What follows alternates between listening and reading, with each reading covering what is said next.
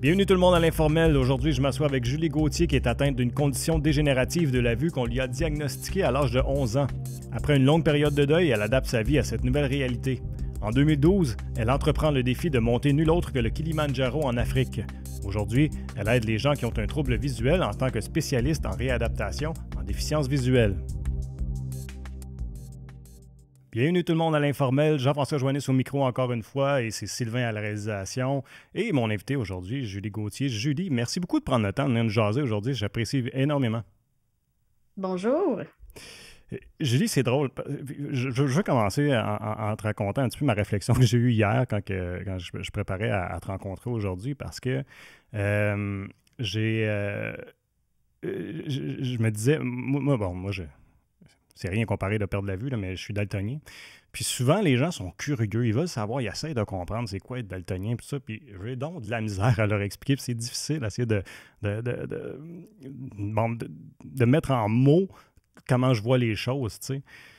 Puis s'il y a bien une chose qui m'acharne à la longue, c'est quand même, puis je m'en excuse, mais c'est la réalité. Des fois, je viens tanner, je suis comme, c'est pas encore des questions, c'est daltonisme, tu sais. Fait que là, je me disais, j'espère que... Je me demande comment est-ce que toi, tu vis ça de ton côté, parce que les gens doivent être curieux, parce que moi, je suis curieux aujourd'hui de savoir comment est-ce que tu vis en étant malvoyante. Fait que là, je me dis, est-ce que des fois, tu es tanné de te faire poser des questions, ou bien si tu comprends vraiment la curiosité des gens?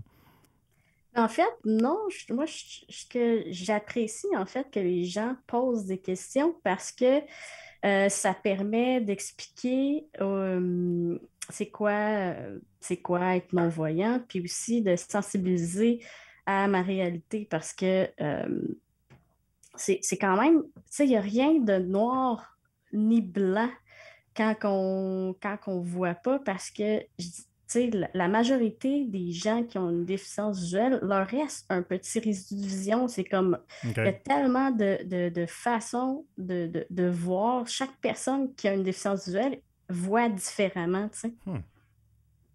Puis est-ce que... Puis j'imagine que c'est toujours différentes causes aussi, parce que c'est pas toujours la même réalité pour tout le monde. Il y en a que ça peut être dans la naissance, il y en a que c'est quelque chose de dégénératif comme toi tu as vécu, je pense, ou des accidents, Oui, ou peu importe. Fait que j'imagine que c'est ça, la réalité de tout le monde est bien différente. ouais, ben, c'est sûr qu'il existe vraiment beaucoup de pathologies Hmm. visuelles. Moi, personnellement, c'est la rétinite pigmentaire OK. que j'ai. Fait que C'est- c'est- c'est dégénératif. Fait que quand j'étais jeune, je voyais beaucoup plus. Puis au fil du temps, ben, la vision a diminué, là. Mhm. Explique-nous, là, qu'est-ce que tu vois présentement? Tu es devant ton ordinateur, on est en train de jaser, toi puis moi. Mais ça ressemble à quoi ce que tu vois? Ben, je vois dans le fond un peu le cadrage de l'ordinateur grossièrement. Puis vu que le fond qui est derrière est quand même très pâle, ça fait comme ressortir un peu l'écran, mais je dirais que quand je le regarde de face, parce que la rétine pigmentaire, souvent, en fait, c'est que tu vas commencer à avoir une perte de vision le soir, fait que tu t'en rends pas compte, puis ça gruge tranquillement ton champ visuel. OK. Puis dans la dernière phase, ça s'attaque à la vision centrale, ton acuité qui te permet de voir les couleurs, ça te permet aussi de voir les détails, de faire du travail de minutie. Mais moi, là, je vois vraiment très, très, très flou dans le centre. Je ne peux pas distinguer, lire rien de ça, mais je peux voir, dans le fond, les gros contrastes, les grandes formes, mais je vais voir mieux si je tourne ma tête parce que j'ai un petit résidu visuel Ah, qui est OK. en bas ici, puis en bas ici, qui me permet qui me sert beaucoup dans mes déplacements. Fait que souvent, les gens, quand ils me voient tu sais, marcher, ils se demandent, ben, il me semble que, tu sais, Elle marche à tête elle a une croche. déficience visuelle ou elle n'en a pas, mais c'est parce que, tu Ouais. sais, quand tu es dans un endroit familier puis que tu te sers de ton résidu, ben, tu as moins l'air d'avoir Mhm. une déficience visuelle, là. Est-ce que puis il y a beaucoup de mythes, là, je pense, un peu là, avec le fait d'être non-voyant, là, puis c'est un peu proche le parallèle que je vais faire, là, mais tu sais, il y a le fameux film Daredevil, là, ou la série Daredevil, puis que les dessins, les bandes dessinées de ça qui disent que moi, puis on entend souvent ça, là, que d'avoir un sens en moins, ça aiguise les autres sens. Est-ce qu'il y a un petit peu de vrai là-dedans, dans le sens que est-ce que tu as aiguisé le sens du toucher ou l'ouïe, étant donné que tu vois moins? Ben, en fait, c'est que vu que je vois moins, je dois compenser avec mes Mhm. autres sens. Donc, c'est sûr qu'en les utilisant plus, tu sais, pas com- tu sais, je peux pas comparer parce que je suis pas dans les souliers d'une personne qui voit complètement, mais, euh, mais j'ai l'impression qu'à force d'utiliser les autres sens, on devient bon à décoder Mhm. aussi qu'à les utiliser.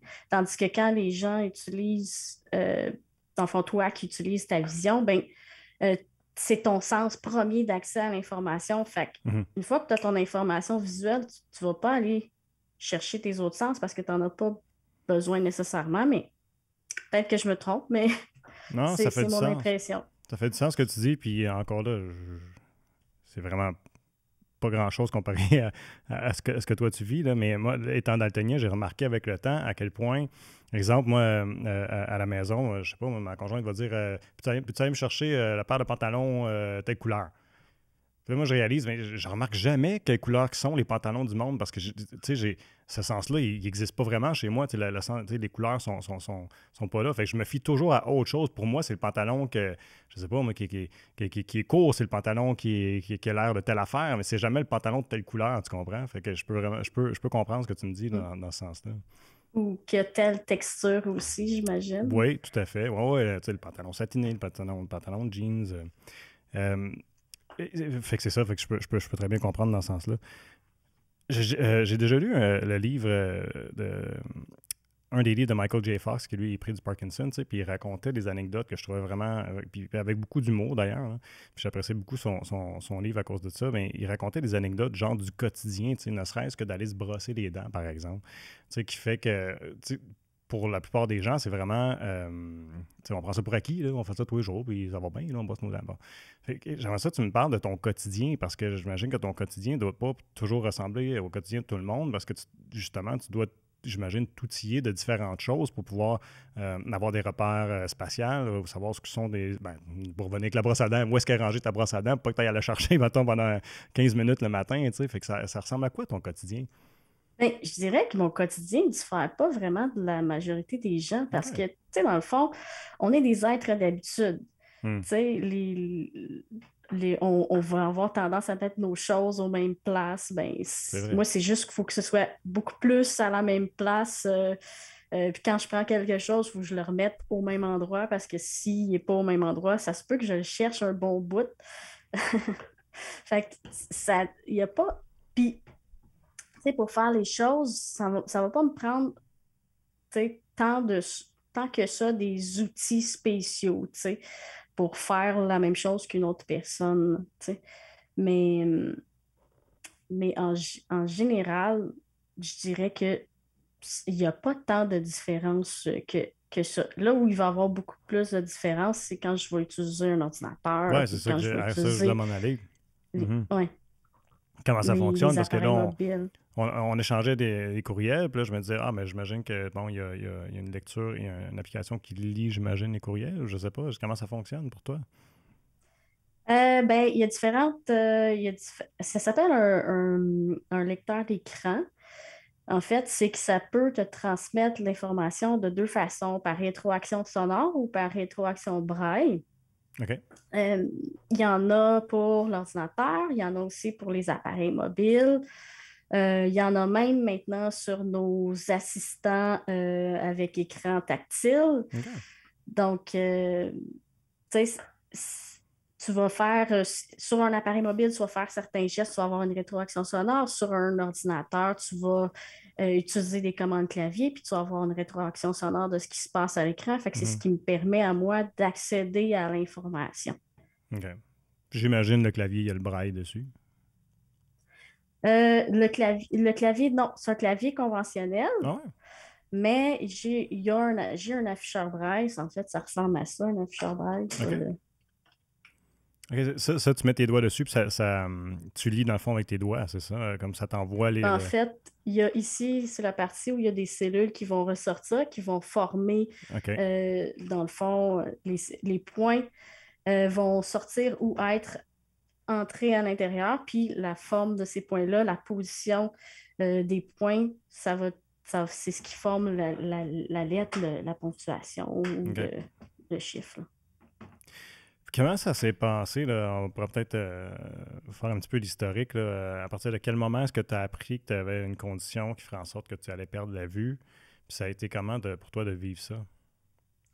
J'ai appris que, en fait, ce qui se passait, c'est que quand j'étais jeune, j'aimais beaucoup jouer au hockey à l'extérieur, puis des fois, je perdais la balle, tu sais, la balle, fameuse balle de tennis, pas trop Ouais, ouais. contrastante, là.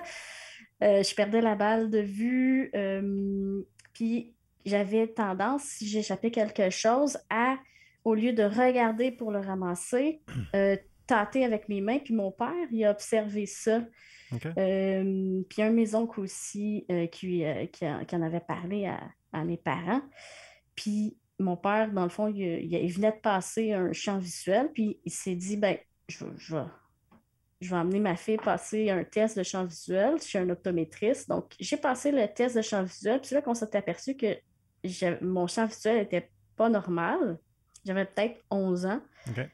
Ça a pris plusieurs spécialistes plus tard, je dirais, ça a pris à peu près un an. À l'âge de 12 ans, ben, c'est là que j'ai rencontré un ophtalmologiste puis qui m'a appris que il a regardé dans le fond de mon œil, puis il a dit ben, je sais ce qui se passe, tu sais, puis c'est là qu'il nous a parlé pour la première fois, à moi puis à ma mère, de la rétinite pigmentaire.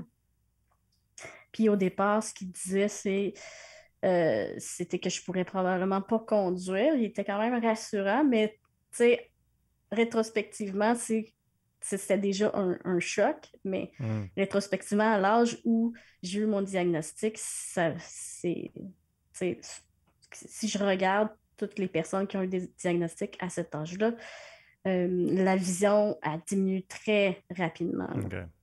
Ça a pris combien de temps maintenant pour en arriver Mais est-ce que ça diminue encore, en fait?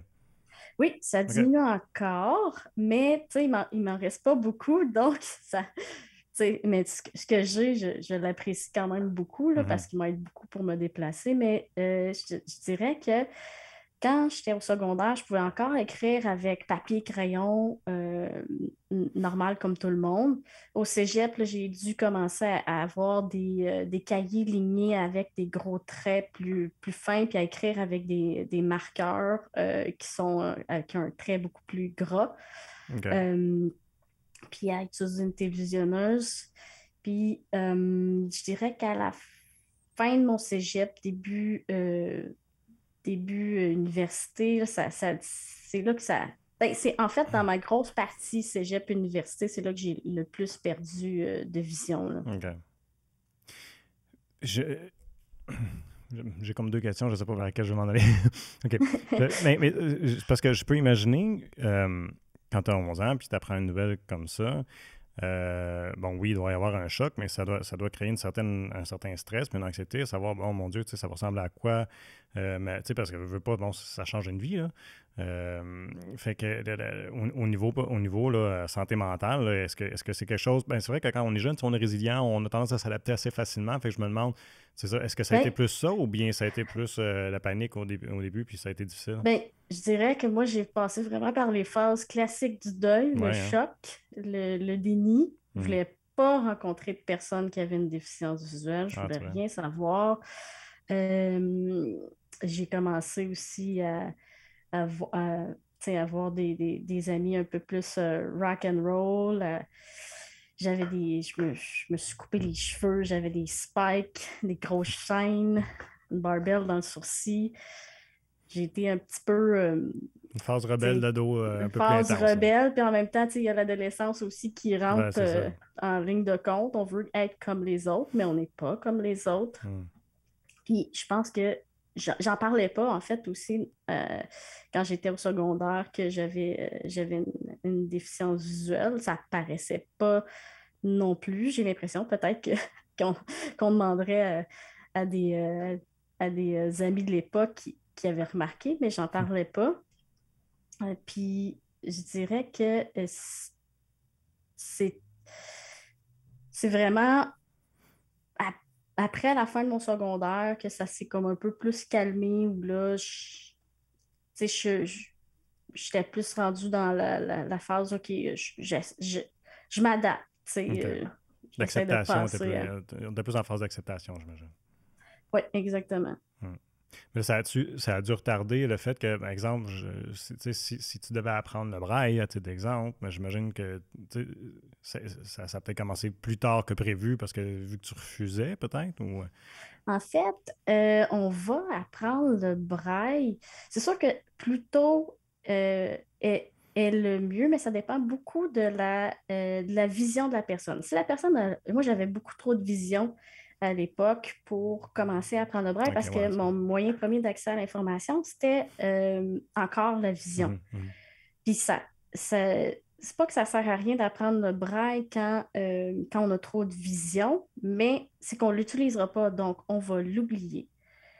Donc, c'est mieux d'attendre d'avoir une raison pour l'inclure dans ta vie OK. quotidienne avant de faire cet apprentissage-là, parce que c'est quand même un gros investissement. Ça doit. J'ai commencé à apprendre le braille, j'étais à la fin de mon secondaire, non, je pense que j'étais au cégep. J'avais OK. 18 ans. Puis, parce que là, ma vision a décliné, puis je m'en allais vers le mode sonore. Fait que c'est à ce moment-là qu'on m'a parlé du braille, puis que j'ai commencé à l'apprendre puis à l'intégrer. Ça a pris à peu près 1 an et demi à apprendre tout ça, là. OK. Ouais, je peux imaginer Parce que ça, qu'il y ça a doit être le assez braille difficile. intégral, puis il y a le braille abrégé. Ah, OK. C'est quoi la... Abrégé, j'imagine, c'est... bon, dans le fond, je ne me lancerai pas, je vais te laisser l'expliquer. Ben, le braille intégral, dans le fond, c'est que toutes les lettres, les ponctuations OK.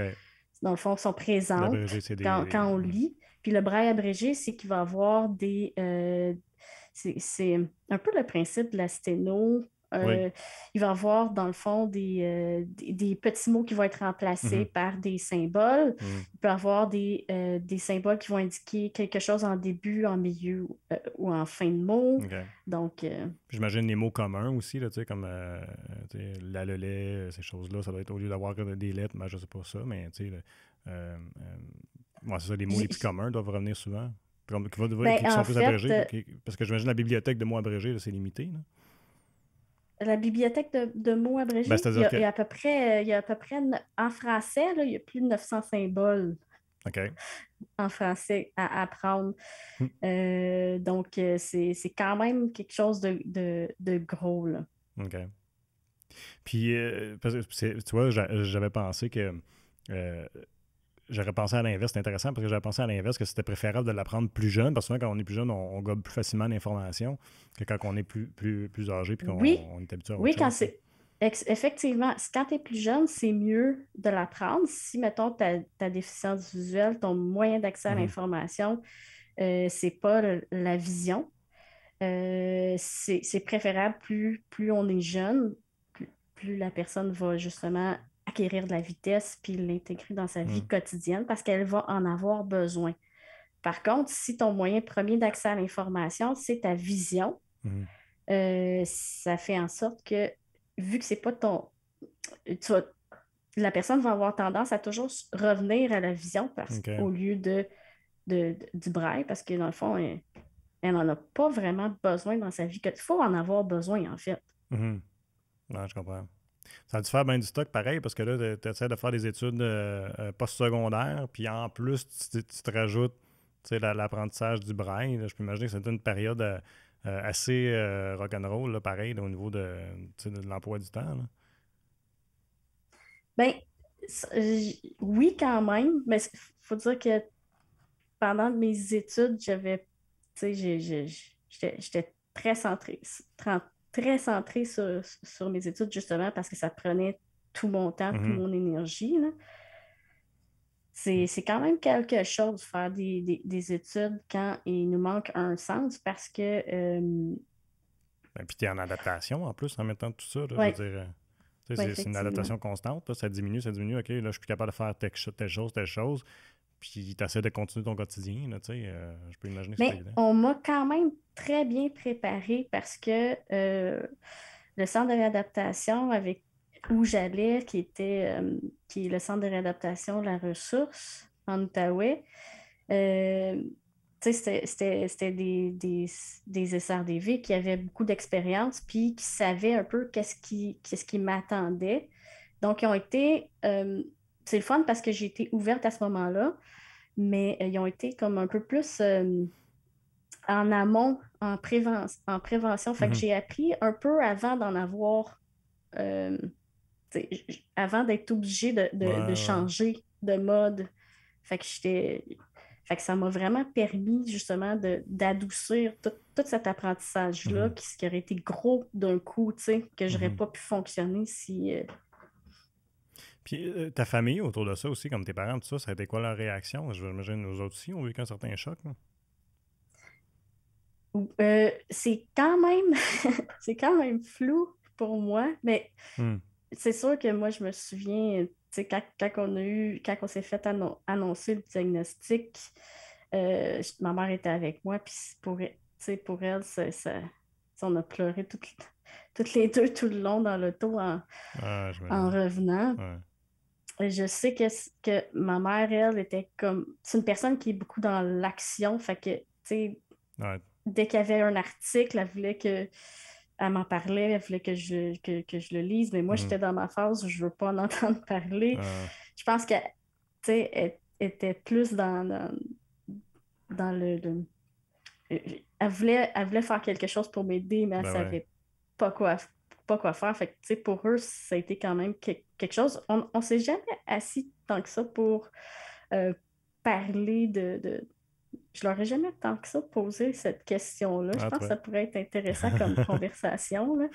Ouais, je peux imaginer. Mais c'est tellement le réflexe de tout parent, tu sais, c'est toi qui es un bobo, là, OK, on passe en mode action, c'est quoi la solution, tu sais. J'en ai trois, fait que je peux en témoigner. Euh, c'est drôle parce que je pense que juste avant d'entrer en onde, on t'a juste glissé comme ça, ah, moi je cours, tout ça. Fait que là, j'ai fait comme, OK, tu sors faire du jogging, si j'ai bien compris? Oui, mais avec quelqu'un. OK. Parce Oui, ben, en fait, c'est avec là, là, présentement, c'est une amie qui m'accompagne. Puis, dans le fond, moi, je tiens dans une corde, puis elle là autour de sa taille ou peu importe. Tu sais, il y a d'autres personnes qui utilisent d'autres moyens. Puis, ça me donne des indications verbales. Fait que moi, je cours à côté d'elle. OK. Mais ça, des actions comme ça, je sais pas si c'est ce que tu fais dans ton travail, là, mais la- j'imagine qu'il doit y avoir une phase où ça doit être difficile d'être capable d'avoir confiance en tes autres repères, mettons à la personne qui t'accompagne, ou là, c'est d'autres, c'est un chien, ou bien ou aux indicateurs sonores, tu sais. Ça doit pas être évident en tout cas, parce que, en tout cas, nous autres, pour quelqu'un qui ne connaît pas la situation, juste de se fermer les yeux, puis j'ai déjà fait l'exercice en ordre dramatique, je me souviens au secondaire, fermer les yeux, puis suivre des indications de quelqu'un, c'est hyper difficile, là. Ben, tu sais, quand Ben, je dirais que c'est quelque chose qui s'apprend à faire confiance aussi. Tu sais, on, je- c'est comme, je me souviens la première, parce que moi, j'ai déjà eu un chien guide, Mhm. il s'appelait Rial, puis la première fois je me souviens, la première fois que j'étais dans le chenil, puis on faisait des allers-retours puis devant les entraîneurs pour qu'ils voient est-ce que c'est un bon match, puis je me souviens que Rial m'avait fait foncer dans trois, quatre affaires. Oh Fait que je boy. pense que c'est quelque chose tu sais, qui s'apprend. Puis pour la personne qui te guide aussi, c'est quelque chose qu'elle apprend à devenir meilleure. Hmm. Puis au fil du temps, nous, on est plus capable aussi de nommer nos besoins puis de dire comment on aime recevoir l'information, Mhm. tu sais. Mhm. Puis, Mais excuse-moi, vas-y. oh, non, non, c'est correct. J'avais J'allais te terminé. demander, tu dis que tu avais un chien, donc tu préfères te débrouiller autrement maintenant? C'est... Ben, en fait, c'est parce que quand Rial a eu dans le fond, il était à sa retraite, moi, j'ai fait le choix de le garder parce que je me disais, il était avec moi tout ce temps-là. C'était mon premier chien aussi. Hmm. Fait que je voulais lui redonner tu sais, qu'est-ce qu'il m'avait qu'est-ce qu'il m'avait donné Ouais, ouais. aussi. Puis ça a coïncidé avec le moment où on a eu un bébé. Fait que je me voyais mal la poussette d'un côté, un nouveau chien de l'autre. Ben, Euh, ça serait devenu compliqué. Puis mhm, après ça, il y a eu la fameuse pandémie, là. mhm, Fait que là, mon travail, c'est beaucoup, tu sais, il a beaucoup changé. Moi, j'étais souvent sur la route. Là, maintenant, ben, on est organisé, on peut beaucoup faire, je peux beaucoup plus faire mon travail à distance. Fait que j'ai beaucoup moins à me déplacer. Pour avoir un chien Mira, il faut que le chien, il, il travaille. S'il ne travaille pas, si tu ne sors pas, ben, pauvre chien, il va désapprendre tout ce qu'il a appris, tu sais. mhm. Tu parles de ton travail. C'est quoi tu fais comme travail? Moi, je travaille comme spécialiste en réadaptation à déficience visuelle. OK. Puis concrètement, là, tu dis, bon, là, tu es à la maison, mais avant de travailler plus de la maison, ça ressemblait à quoi? Est-ce que Euh, tu allais avec des gens qui ont des déficiences pour les aider justement dans un parcours sur la rue, des choses comme ça? non, non, non, non, OK. non, non. Moi, ça, c'est les spécialistes en orientation mobilité. Ah, C'est OK. sûr qu'en n'ayant pas de vision, ce serait pas super sécuritaire Non, ouais. Mais de c'est parce donner des indications à une autre personne. OK. Mais Mais c'est parce que moi, j'imaginais que, tu sais, de un, tu connais c'est quoi, puis de deux, ouais. si dans ton, dans ton cheminement, tu es rendu à un stade où ce que tu es capable de le faire, peut-être que ça se faisait de l'enseigner à d'autres, tu sais. Ben, ça serait pas super sécuritaire parce que, tu sais, il y a tu sais, l'environnement autour à l'extérieur, ça peut être super changeant. Fait que, tu sais, la vision, je pense que des personnes spécialistes en orientation mobilité leur permet de détecter les dangers Ouais, quand ils sont en enseignement, ouais. puis pouvoir faire en sorte que la personne, quand elle est en apprentissage, est toujours en sécurité, tu Mhm. sais. Ouais, Chose que moi, je ne pourrais pas tout le temps faire parce je qu'il me comprends. manquerait des informations. Hmm. Mais tu vois, Mais moi, mon c'est. travail, dans le fond, il consiste vraiment à montrer aux gens à utiliser l'ordinateur avec OK, avec d'autres choses du les lecteurs quotidien. d'écran, les appareils mobiles, les tablettes, OK, je comprends. le Mais braille. si tu permets, Julie, on va s'arrêter pour tout de suite pour prendre quelques secondes pour que je puisse remercier les gens qui nous ont écoutés via ma TV Outaouais. Je vous invite à continuer à écouter l'entrevue. Je vais parler avec Julie, entre autres. Elle a fait rien de moins que de monter de Kilimanjaro, donc c'est pas rien. J'ai hâte de t'entendre là-dessus, Julie. Merci d'avoir été des nôtres. OK, fait que je comprends mieux ton travail. C'est bon. Puis tu vois, je ne savais pas, tu sais, je, je me sens un petit peu. Il n'y a, a pas de questions niaiseuses qui disent, mais tu sais, je trouvais ça un petit peu drôle. Je réalise que c'était peut-être un peu nono ma réflexion, mais dans le fond, tu sais, en quelque part, il y avait une logique dans ce que je pensais du fait que, tu sais, si tu as déjà passé par là, puis que tu as les outils pour, que peut-être ça se pouvait s'enseigner à d'autres, mais ça fait beaucoup plus Mais de sens que ce soit quelqu'un d'autre, j'avoue. c'est pas nono, c'est juste, je pense, c'est juste parce que quand on le sait pas, Ben ben, non, c'est ça. quand on pose la question par la suite, ben, je suis Tout sûre à qu'il fait. y a plein d'autres personnes que ça va, qui se posaient probablement la même Absolument, question que toi. absolument. C'est pour ça qu'on en discute.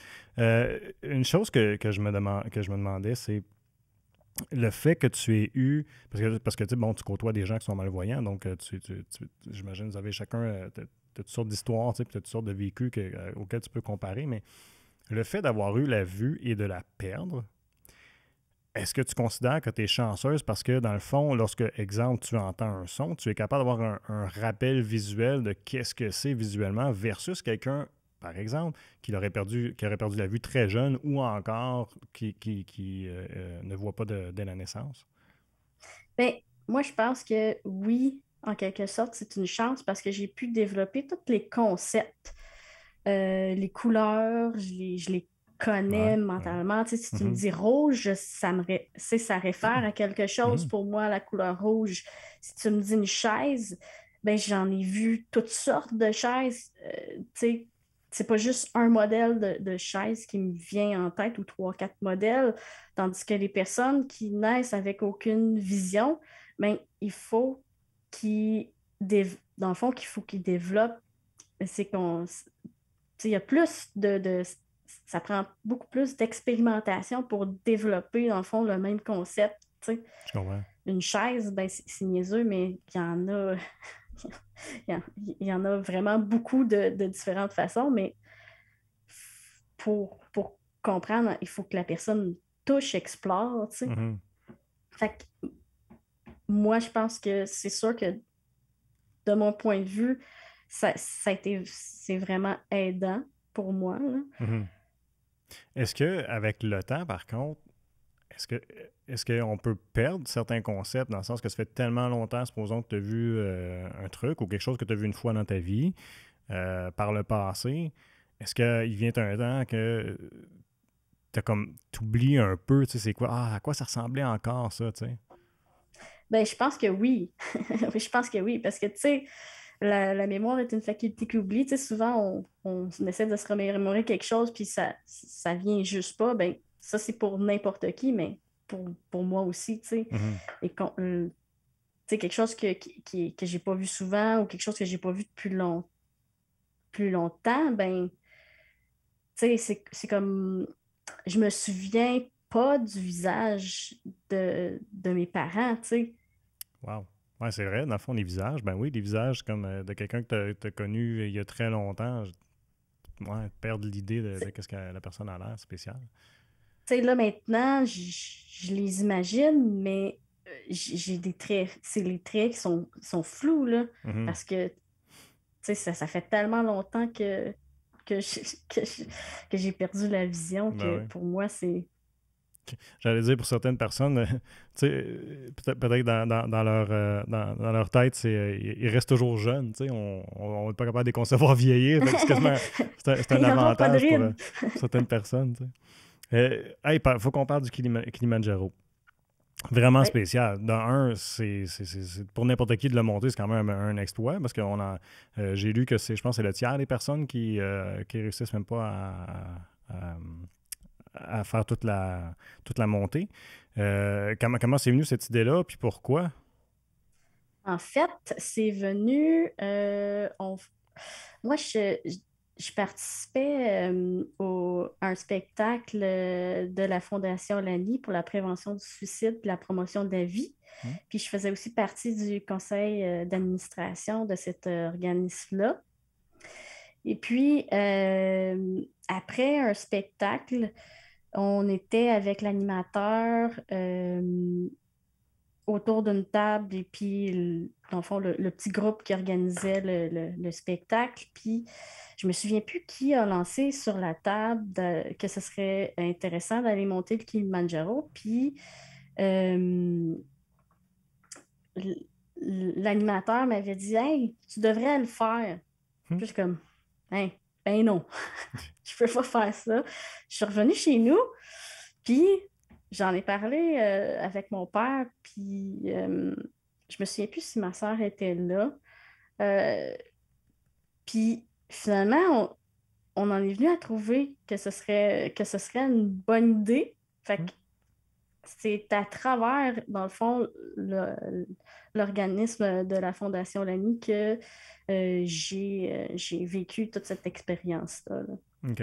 T'es allé avec qui? Ben, il y avait ma soeur et mon père qui m'accompagnaient. OK.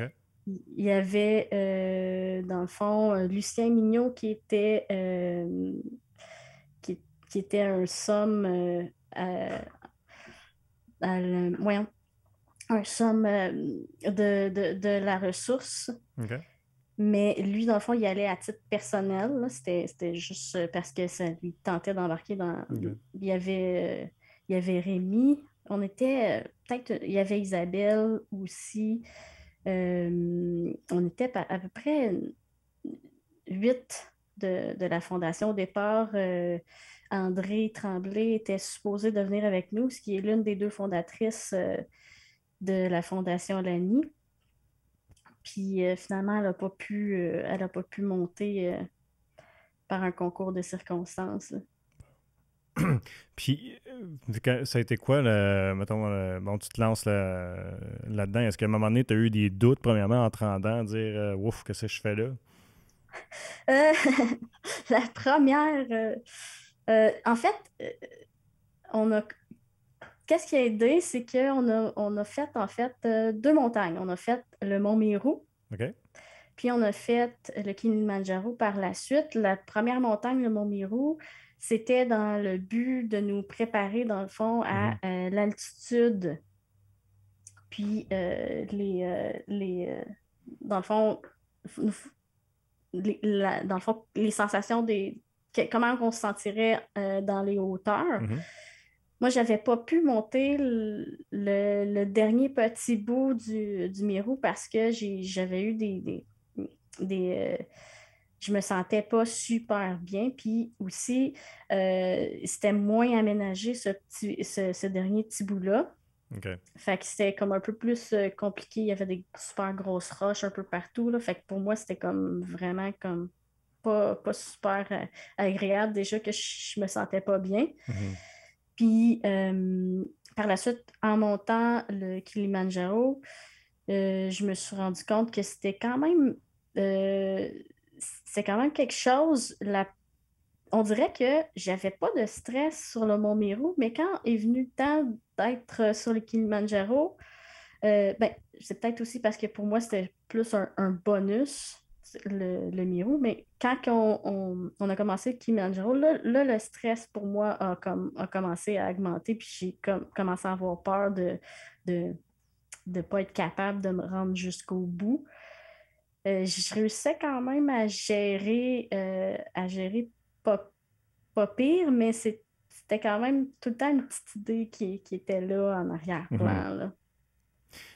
Concrètement, c'était quoi comme les plus gros défis? Parce que là, je parle vraiment... je connais absolument... Je ne l'ai pas fait, je ne sais pas comment c'est faire la montée, là, mais c'était quoi qui a été le plus difficile? J'imagine, je pourrais imaginer que c'est rendu en haute altitude. À chaque jour, il y avait quelque chose de difficile.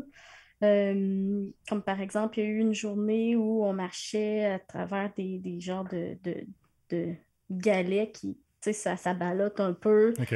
Il y a la dernière journée, non, l'avant-dernière journée de montée où on couchait vraiment au pied du sommet, on était vraiment pas très loin. Là, c'était vraiment plus, je me souviens, c'était vraiment plus difficile parce que c'était quand même pas très long, mais pour moi, ça a été, ça a été vraiment difficile.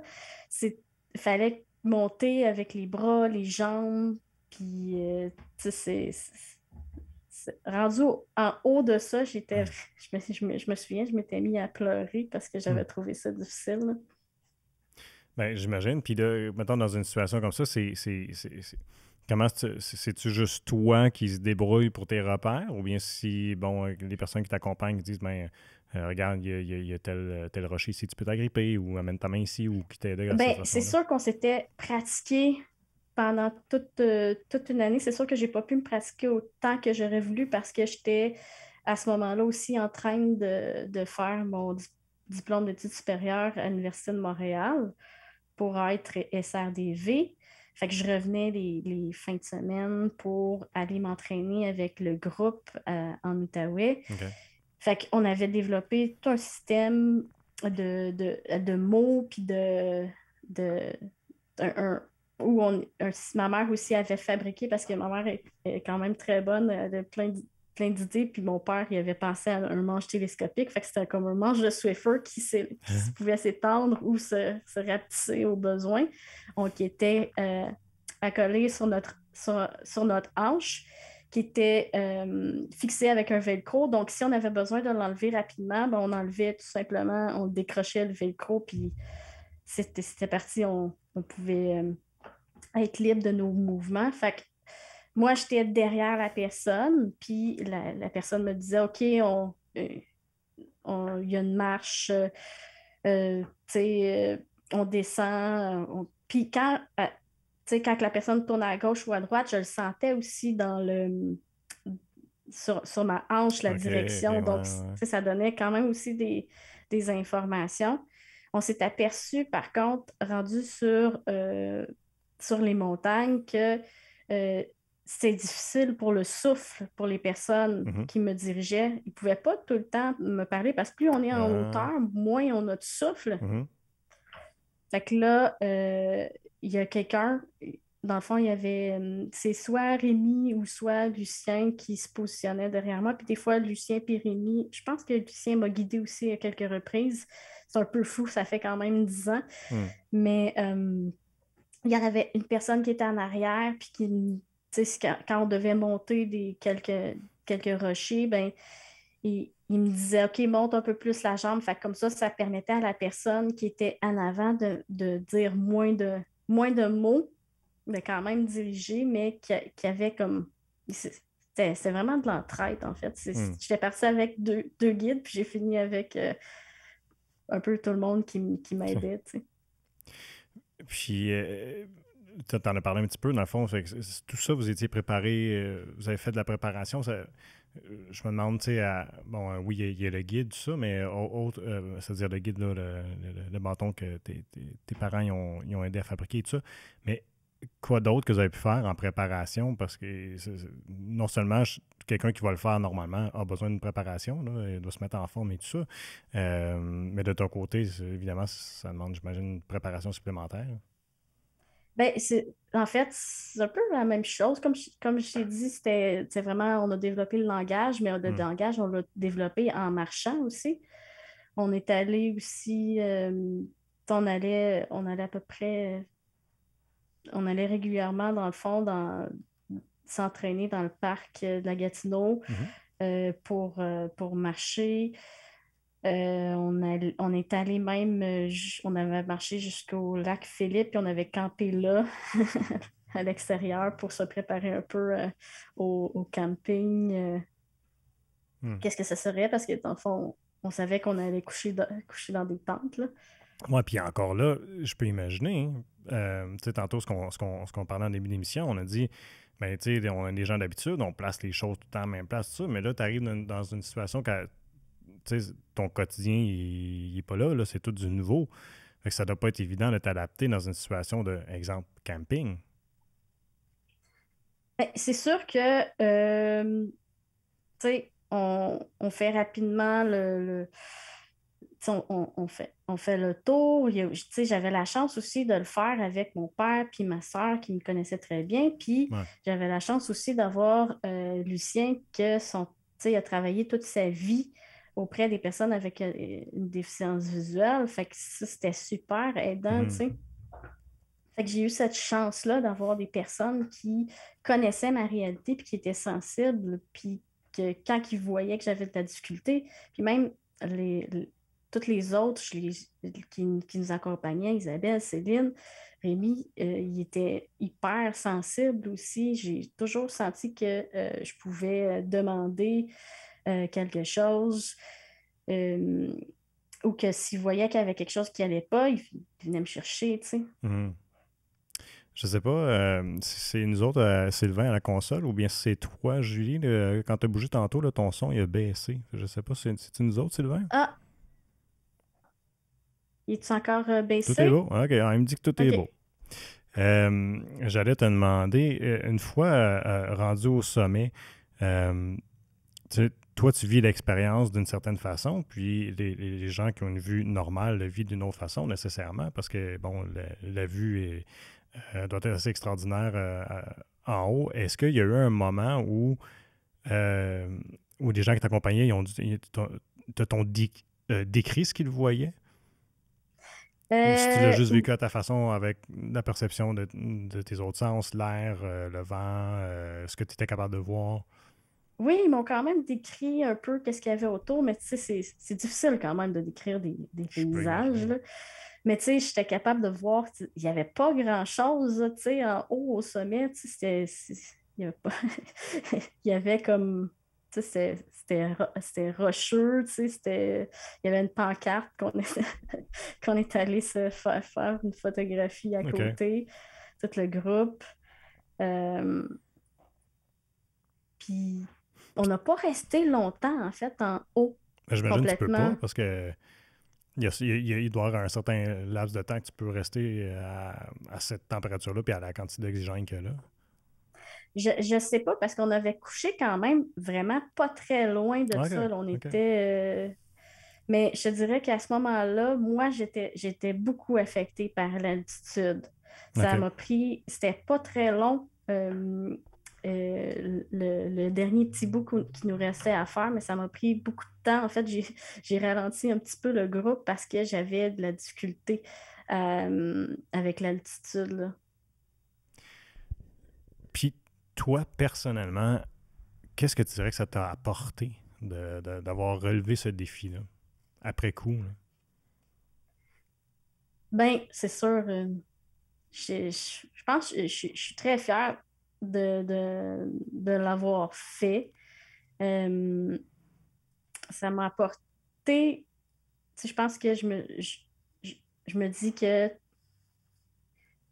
des défis, on en a tous dans la vie, mais ça m'a permis de voir que je pouvais réaliser quelque chose d'aussi gros. Ça Hmm. m'a permis aussi de voir que, tu sais, j'étais super bien entourée Ben oui. aussi. Ouais. Puis, est-ce que ça t'arrive des fois de faire référence, exemple, si tu vis une difficulté X, Y, Z, de dire j'ai fait ça, je suis capable de faire ça. Euh, oui, oui, ça m'arrive, mais je dirais que, tu sais, on, on, quand on vit une difficulté, souvent on est comme le nez collé sur Ouais, sur le mais faut problème. prendre du recul pour voir. On voit pas le paysage, Mhm. mais tu sais, je pense que c'est quelque chose qui m'a transformé, ça c'est sûr, là. Je pense que je suis pas la même personne avant que après, tu sais. J'ai, j'- je pense que ça m'a permis par la suite d'être un peu plus fonceuse. Je peux imaginer, Comme ouais. par exemple, tu sais, quand je suis revenue, j'ai eu une opportunité d'emploi à Québec pour une assignation. Puis je suis allée, j'ai déménagé à Québec, je suis partie. euh, Fait que je pense que cette expérience-là m'a aidé pour ce petit bout-là que j'avais à faire parce que c'est Mhm. quand même épeurant, tu sais, s'en aller dans une autre ville. On Oh, perd ouais, tous nos repères, on tout à recommence fait. à zéro.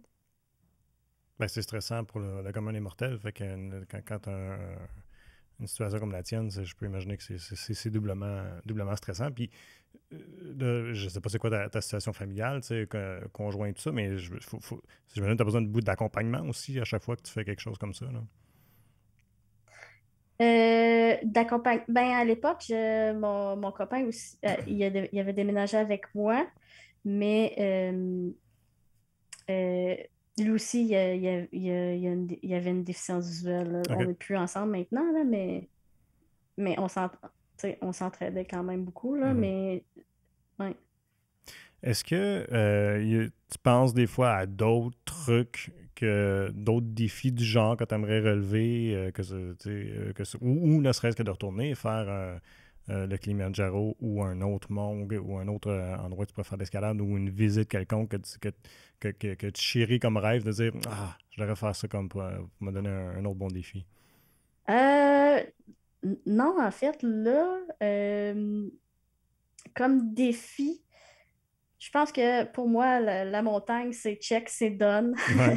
Parce que tu sais, j'ai quand même, tu sais, j'ai quand même vécu beaucoup de difficultés avec les hauteurs. C'est quand même beaucoup d'investissement aussi. Mhm. Pour la course, ben, j'ai eu la chance de faire 2 demi-marathons avec mon ami Dominique. Mhm. Fait que puis ça, c'est fait, le demi-marathon. Mais là, mon prochain défi, ça va être de faire un biathlon avec mon amie Christine. On va courir. Il est plus court, mais OK. tant mieux parce que c'est quand même de l'investissement, là. Mais Mhm. tu sais, on va faire de la course, puis après ça, on va faire du vélo tandem, puis on va finir avec de la course. Fait que ça, c'est mon prochain défi. OK. Mais je dirais que souvent, c'est drôle, mais souvent, les défis, les événements comme ça, où il y a des gros défis, ils m'arrivent sans que j'ai trop réfléchi parce Mhm. que le Kilimanjaro, c'est venu par la bande, par le biais de l'animateur. La course pour le 21 km, c'est venu par la bande, par mon ami Frédéric.